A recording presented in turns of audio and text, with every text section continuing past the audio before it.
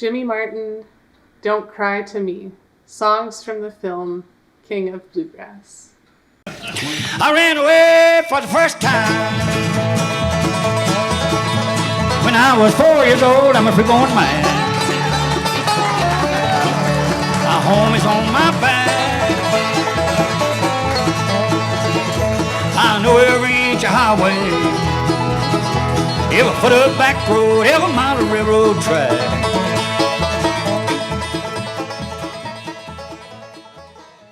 Okay, so this is Jimmy Martin, Don't Cry to Me.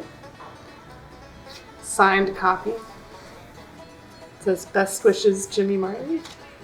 And I just chose this because I think it's rad that Thrill Jockey has a bluegrass album by the King of Bluegrass, Jimmy Martin. And it's mostly archival or unreleased recordings from the 50s and 60s. I guess there's some from 2000. And yeah, it's cool. I mean, from all accounts, he was a real character. Played with Bill Monroe. Very forceful singer and player and personality. And I never met him, but seems like I don't know. Seems like a hoot. And I do like his music. And Thrill Jockey also put out a DVD, which I think I watched many years ago. So, and I think Ocean of Diamonds is a song that I learned. Actually, my husband also plays bluegrass. Well, I don't actually play bluegrass. He plays bluegrass. And at one point we were like singing that song together because it's got some fun harmony opportunities. I honestly don't remember the first time I heard Jimmy Martin's music. I did get exposed to bluegrass in high school, but I was more into like Bill Monroe and the Stanley Brothers. And this is like maybe second generation after that, it seems like. So I never got like that far down my bluegrass journey until later on. So when I started playing the fiddle, it was made really clear to me from like an early point in that journey that bluegrass and old time were like very different, and you kind of have to choose one, and I chose old time. Which when I lived in Southwest Virginia made sense because that was like happening there. And it's more, gosh, I mean there's so much to say about the differences, I don't even know how to start, but like, yeah, old time is like connected to the traditions, or you're trying to usually emulate like an old field recording, or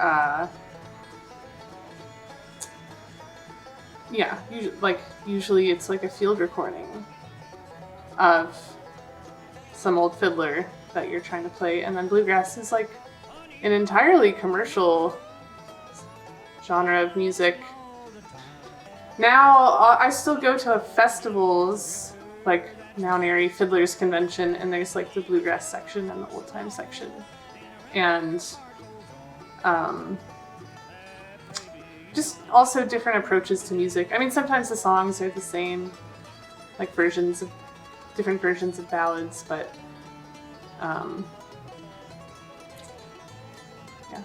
yeah, it is more prog. It's kind of competitive. Like you go around taking your breaks in a song, and you're like trying to out-riff each other. And the musicianship can be incredible, but it's also like super constrained by the rules of bluegrass. But it is kind of proggy.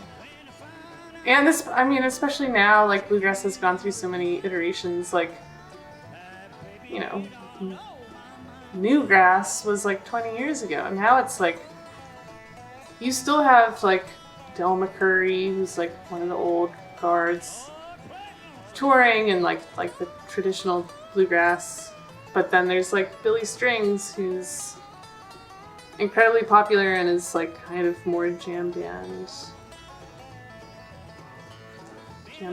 Fun fact, Billy Strings once opened for the Black Twig Pickers. But yeah, Jimmy Martin is definitely like one of the huge figures in bluegrass. So very cool that Thrill Jockey has this, even though it's definitely out of print.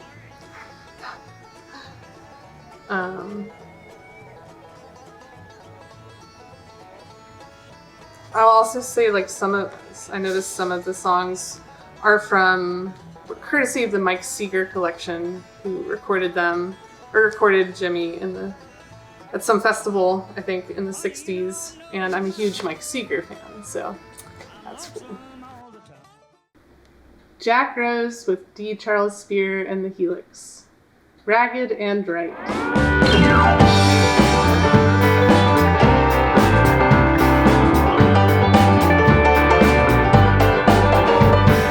Longest train I ever saw went down that Georgia line.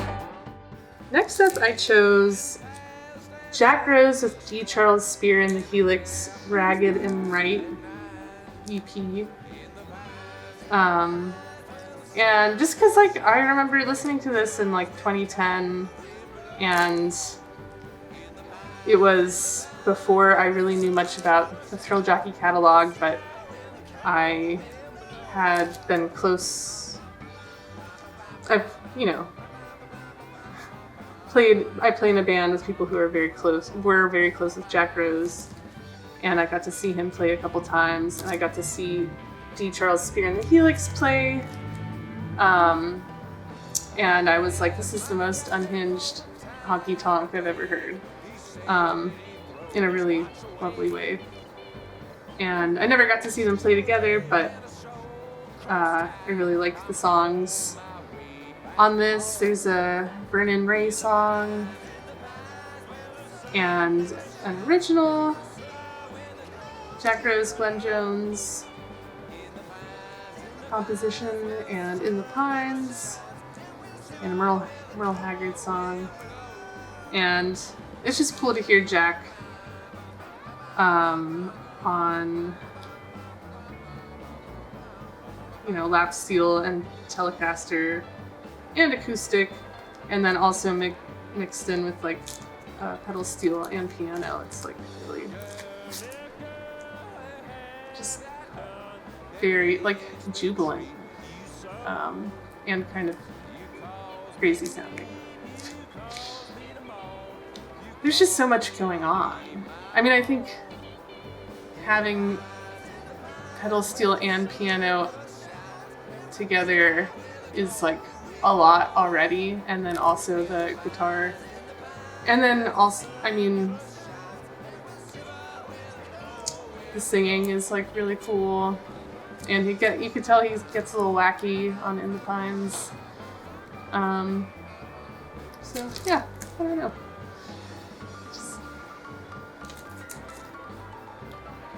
Yeah, they definitely sound like they're having fun, and like are probably a bunch of friends who are just hanging out, playing together. I will say, and this is not really relevant to this record, but like a lot of old traditional music is actually really raunchy, or I mean, it was just music, it was all the music. So I think, yeah, maybe like the folk singers have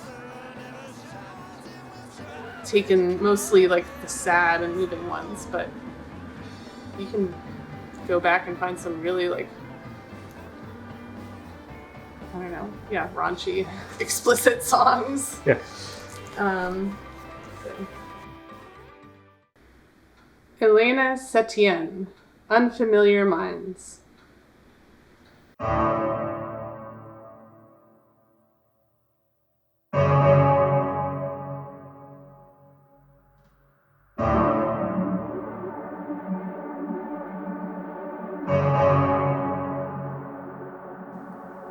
I dwell in possibility,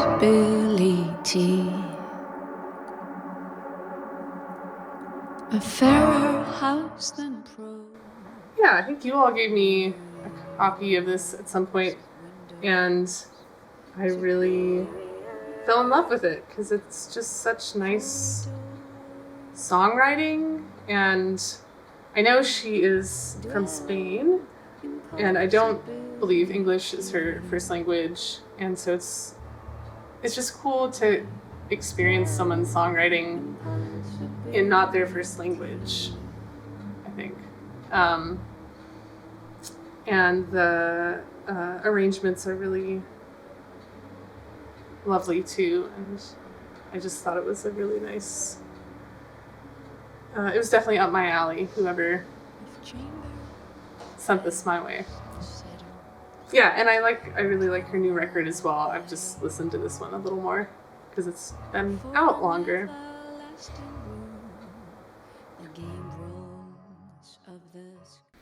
Sidi Toure, Koima.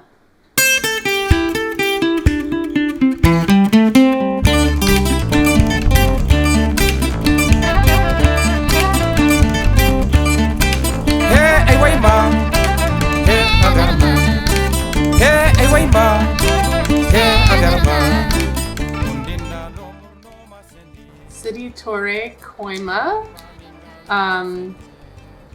which is just a really cool album.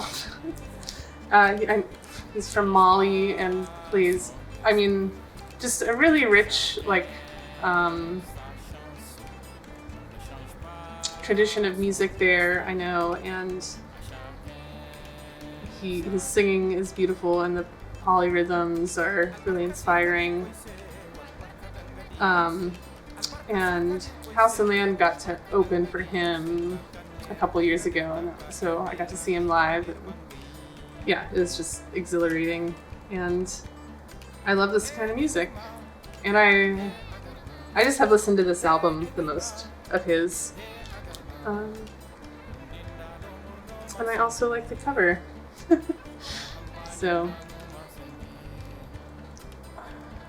I remember there was one of his backing musicians had an instrument that I don't know the name of, but it was like maybe 2 strings on like a wooden stringed instrument, and it was killer. He was doing like guitar solos on his musicianship, his singing, his band, all super good.